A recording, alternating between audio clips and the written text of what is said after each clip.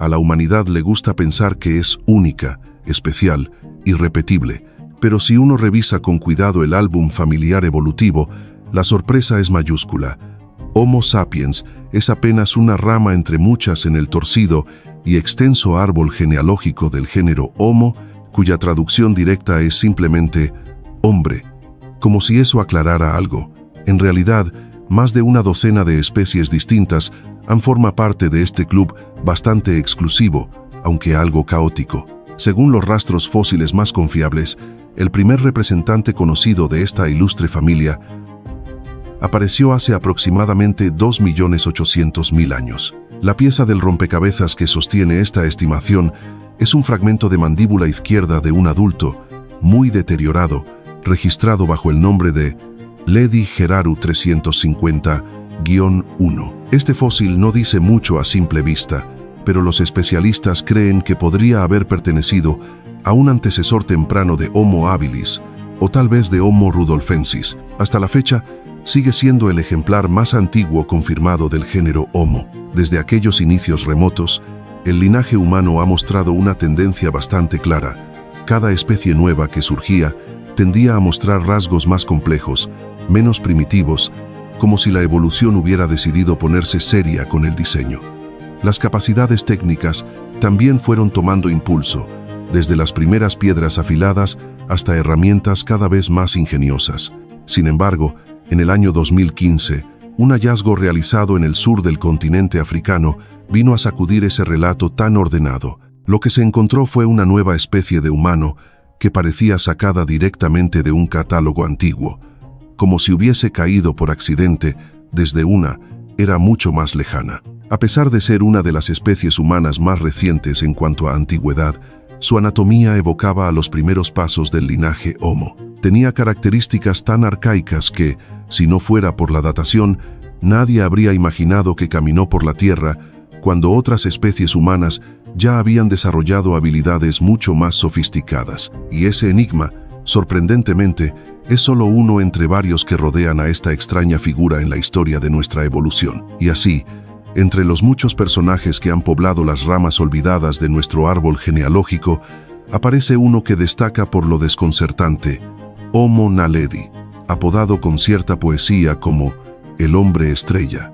Su apodo no es fruto del azar, sino una referencia directa a la única cueva del planeta donde ha sido encontrado hasta ahora, la cueva Rising Star, o estrella ascendente. No se trata de una red de túneles cualquiera. Este sistema cavernoso, intrincado y estrecho, representa uno de los entornos más peligrosos que la ciencia haya intentado estudiar. De hecho, llegar hasta sus rincones más profundos fue una empresa que consumió años de esfuerzo logístico y físico. En el interior de este laberinto subterráneo no apareció un único hueso perdido, ni un par de fragmentos dispersos, sino un hallazgo que rozaba lo improbable. Los investigadores recuperaron los restos de más de 15 individuos distintos, con edades y géneros variados, todos sorprendentemente bien conservados, al menos considerando el entorno en el que fueron hallados. Solo en la expedición inicial se extrajeron más de 1.500 fragmentos óseos, un tesoro fósil que permitió reconstruir con notable precisión la anatomía general de esta especie. Desde el principio, sin embargo, los científicos se toparon con un dilema que no podían pasar por alto. ¿Cómo habían llegado hasta allí esos cuerpos? Pero esa historia se guarda para más adelante.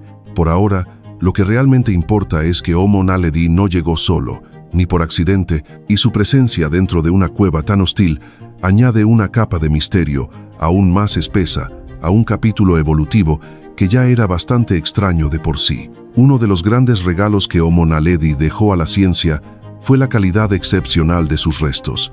Gracias a su estado de conservación, fue posible determinar con más precisión cuándo vivió esta especie. Hoy se estima que apareció y existió entre hace 335.000 y 236.000 años, en pleno Pleistoceno medio, un período que, por coincidencia cósmica o no, marca también el surgimiento de nuestra propia especie, Homo sapiens. Lo curioso, sin embargo, es que a pesar de saber cuándo vivieron y de contar con una colección impresionante de sus huesos, sigue siendo un misterio dónde encajan en nuestro árbol genealógico. Su anatomía no parece corresponder al momento en que vivieron. Era como si alguien hubiese tomado partes del pasado y del presente y las hubiera mezclado en un solo cuerpo. Algunos rasgos se asemejan a los de homínidos más modernos, como nosotros o los neandertales, mientras que otros recuerdan a ancestros mucho más antiguos. Para empezar, su tamaño resultaba sorprendentemente pequeño. Los ejemplares conocidos, tanto hombres como mujeres, rondaban los 143 centímetros de altura, es decir, 1,43 m, una estatua modesta, sin duda, y su contextura también era ligera. La mayoría pesaba menos de 40 kilos, o 90 libras, lo cual representa aproximadamente un 35% menos que el peso promedio de un Homo sapiens actual.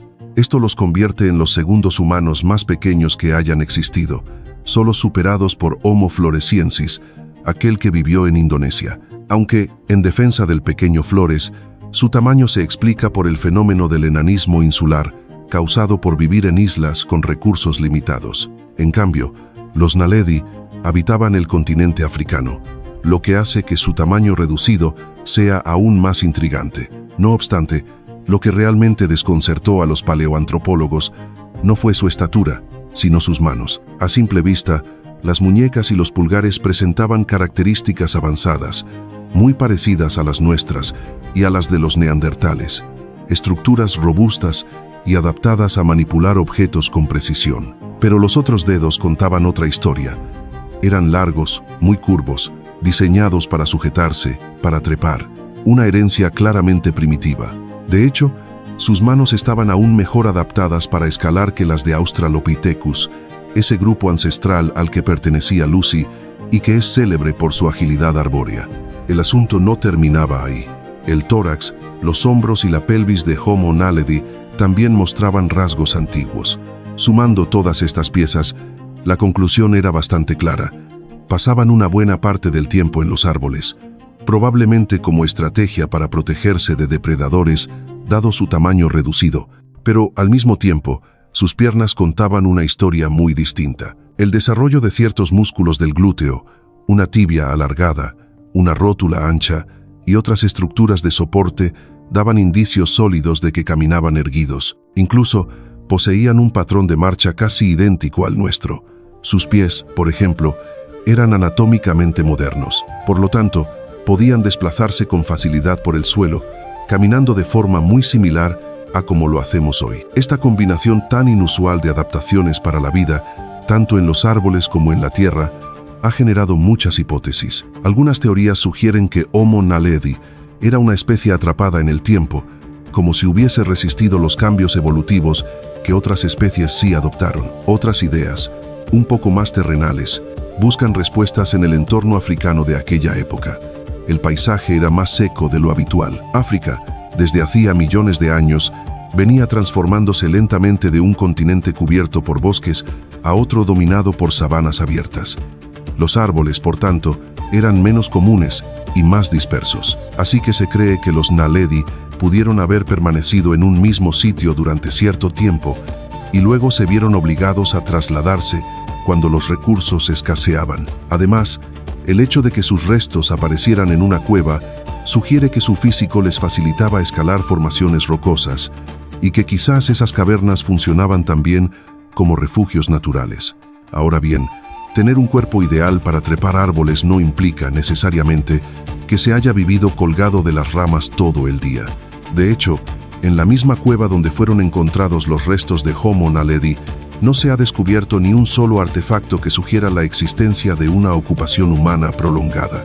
Ninguna herramienta, ningún fogón, ni siquiera un rastro claro de vida cotidiana. Y por si el acertijo entre árboles y suelo no fuese lo suficientemente extraño, otra pieza clave apareció justo donde uno menos lo esperaría. En sus dientes. Resulta que la dentadura de esta especie es todo menos común. A pesar de ser anormalmente pequeños, los dientes presentaban un esmalte sorprendentemente grueso, lo cual contradecía por completo la tendencia observada en otras especies del género Homo, donde con el paso del tiempo el esmalte suele volverse más delgado. Además de conservar este rasgo ancestral, la forma de sus muelas también se asemejaba más a la de homínidos mucho más antiguos, lo que las hacía particularmente resistentes al desgaste. Sin embargo, esa dureza no evita que muchos individuos mostraron signos evidentes de dientes en mal estado. La combinación entre el diseño robusto y el deterioro visible llevó a los científicos a proponer una hipótesis bastante terrenal. Aunque Homo naledi era más arbóreo de lo habitual, su dieta se desarrollaba mayoritariamente a nivel del suelo. Y en este caso, el suelo no es una metáfora poética, sino el suelo literal, lleno de tierra, raíces y partículas abrasivas. Los patrones de desgaste dental indican una alimentación basada en elementos subterráneos, como tubérculos crudos, los cuales no solo requieren dientes resistentes, sino que además tienden a dejar bastante suciedad entre las encías, lo cual, en conjunto, sugiere que la higiene bucal no era una prioridad en su día a día. Lo más desconcertante, sin embargo, es que, pese a las diferencias en forma y tamaño, los dientes de Homo naledi crecían y se desarrollaban de manera muy similar a la de los humanos modernos. Esta coincidencia en el ritmo de formación dental no hace más que complicar su clasificación dentro del árbol genealógico humano. Cada nueva pista, en lugar de aclarar el panorama, lo vuelve más turbio, porque mientras su dentadura parece sacada de un pasado remoto, su forma de crecer sigue las reglas del presente. Así que, en resumen, nos encontramos ante una especie humana relativamente joven, que caminó por la tierra al mismo tiempo que nosotros, pero que aún conservaba una notable habilidad para trepar árboles, una dentadura más propia de tiempos remotos, y un estilo de alimentación que incluía generosas porciones de tierra y residuos abrasivos. Un menú modesto, sin duda, que probablemente diga más sobre su entorno que sobre sus preferencias culinarias. Y si eso ya era extraño, su cerebro no se queda atrás. Desde un primer vistazo, el tamaño corporal de Homo naledi dejaba entrever que su encéfalo era mucho más pequeño que el promedio humano actual. Esta sospecha fue rápidamente confirmada. Su capacidad craneal oscila entre los 465 y los 610 centímetros cúbicos, lo que equivale, en términos prácticos, a la mitad del tamaño del cerebro de un Homo sapiens adulto. De hecho, es comparable al volumen cerebral que tenemos durante los primeros meses de vida, cuando todavía usamos pañales y nos fascinan las lámparas. A pesar de su tamaño reducido, el cerebro de Homo naledi albergaba una serie de sorpresas. A diferencia de otros homínidos de cerebro pequeño, cuya arquitectura neurológica era claramente más primitiva, el de Naledi mostraba características notablemente modernas. Tenía lóbulos temporales y occipitales bien desarrollados, una región frontal con aspecto contemporáneo y una reducción clara en la constricción postorbitaria, es decir, la zona que conecta los ojos con el resto del cráneo. Este conjunto de detalles anatómicos llevó a más de un científico a rascarse la cabeza. Algunos comenzaron a considerar la posibilidad de que, pese a su modesta capacidad craneal, Homo naledi fuera una especie con facultades cognitivas complejas. Su anatomía sugería una predisposición para la vida social, quizás incluso para el lenguaje o la fabricación de herramientas. Pero, lamentablemente, hasta ahora no se ha encontrado ningún tipo de artefacto que respalde esa posibilidad, ni siquiera en la famosa Cueva Rising Star, donde se hallaron sus restos. Esta ausencia total de tecnología resulta aún más desconcertante si se considera que el sitio ha producido miles de fragmentos óseos pertenecientes a esta especie. Sin embargo, entre todos ellos, ni una sola piedra tallada, ni un solo rastro de herramientas. Por eso, cualquier inferencia sobre su inteligencia sigue siendo hipotética. Dicho esto, existe cierta evidencia indirecta. Homo naledi fue la única especie humana conocida que habitó la región del Hieveld durante la Edad Media de Piedra, y en esta zona sí se han encontrado herramientas humanas, lo que sugiere una posible conexión. Además, un grupo de investigadores mantiene la teoría de que Homo naledi, más allá de pequeño y escurridizo, era un genio evolutivo con gustos extraños. Esta hipótesis se basa en la naturaleza del lugar donde fueron descubiertos sus restos. La sección específica de la cueva en cuestión es notoriamente inaccesible. Hablamos de pasajes tan estrechos que solo personas delgadas pueden atravesarlos, y eso únicamente si mantienen una postura corporal extremadamente específica durante todo el trayecto. También hay acantilados y caídas verticales que, incluso hoy, con tecnología moderna, representan un riesgo serio para los espeleólogos más preparados. Por eso, los que defienden la idea de que Homo naledi enterraba a sus muertos allí, creen que eran escaladores excepcionales, capaces de desplazarse por ese laberinto oscuro con un nivel de destreza sorprendente. Y si efectivamente depositaban intencionalmente los cuerpos en ese lugar, estaríamos hablando del ejemplo más antiguo conocido de comportamiento funerario en homínidos. Un acto cargado de complejidad simbólica que, si se confirma, reescribió parte de lo que creíamos sobre la evolución del pensamiento humano. Todo lo anterior lleva a una conclusión que, por paradójica que parezca, resulta inevitable. Tener un cerebro pequeño no significaba, necesariamente, supertorpe o poco inteligente. Homo naledi se convierte, así, en un ejemplo contundente de que las apariencias, al menos en el mundo evolutivo, pueden engañar. Y llegados a este punto, con toda la evidencia sobre la mesa, cabe preguntarse en voz baja y sin mucho entusiasmo, ¿quiénes fueron realmente estos humanos tan peculiares? La respuesta, lejos de aclararse, se ha vuelto aún más borrosa, porque, en realidad, nadie lo sabe con certeza. Hasta ahora, la comunidad científica maneja 4 hipótesis principales, cada una con sus propios enigmas. La primera sostiene que Homo naledi habría divergido muy temprano del linaje que dio lugar a los humanos modernos, quizá desde el Plioceno, y en todo caso no más tarde de hace 900.000 años.